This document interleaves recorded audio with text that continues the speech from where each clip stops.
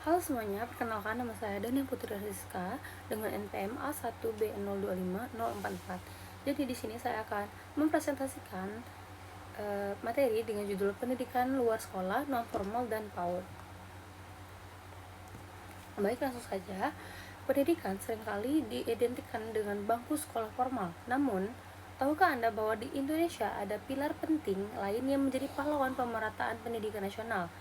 Nah, jalur tersebut adalah pendidikan luar sekolah atau PLS, pendidikan non formal atau PNF, dan pendidikan anak usia dini atau PAUD. Nah, ketiganya bukan sekedar alternatif melainkan komponen integral untuk menjangkau masyarakat yang belum terlayani oleh sistem sekolah formal.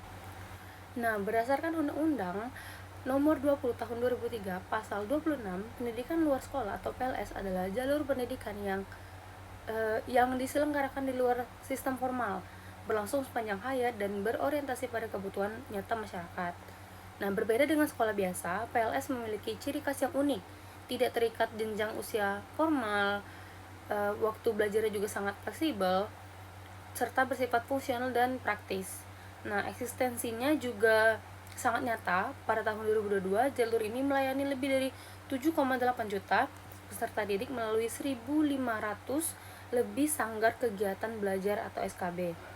Nah, dan pusat kegiatan belajar masyarakat atau PKBM yang aktif di seluruh Indonesia serta memberikan kontribusi sebesar 8,25% terhadap angka partisipasi kasar nasional.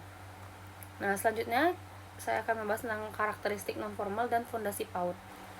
Lebih dalam lagi, pendidikan non-formal dirancang secara terstruktur untuk melengkapi, menambah atau mengganti pendidikan formal. Kekuatannya bertumbuh pada 4 pilar utama, yaitu metode belajar yang fleksibel, program yang berorientasi pada kebutuhan lokal, pelibatan masyarakat secara partisipatif, serta proses belajar berkelanjutan tanpa batasan usia ataupun ijazah. Nah, selaras dengan semangat ini, kita juga mengenal PAUD sebagai pembinaan anak usia 0 sampai 6 tahun demi merangsang pertumbuhan jasmani dan rohani mereka.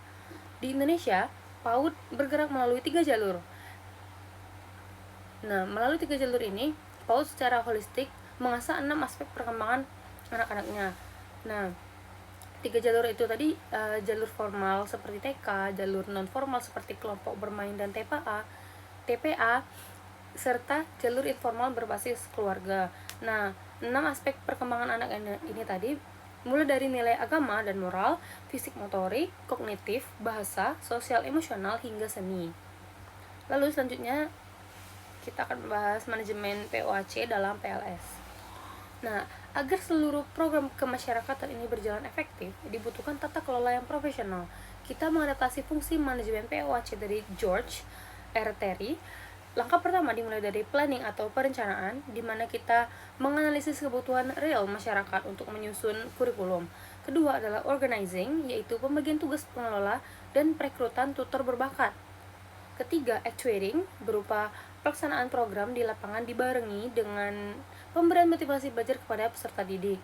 Yang terakhir adalah controlling, proses monitoring dan evaluasi ketat untuk melakukan tindakan korektif demi menjaga mutu program. Selanjutnya, yang pastinya ada tantangan dan juga strategi pengembangannya. Nah, seperti saya katakan tadi, tentu saja perjalanan membangun pendidikan luar sekolah tidak luput dari tantangan.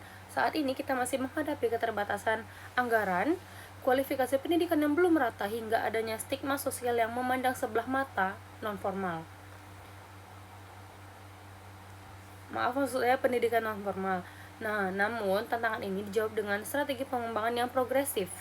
Pemerintah terus berupaya meningkatkan alokasi APBN dan APBB, mengadakan sertifikasi berkala bagi para tutor, melakukan kampanye literasi digital, serta mengintegrasikan data peserta didik secara real time melalui sistem Dapodik.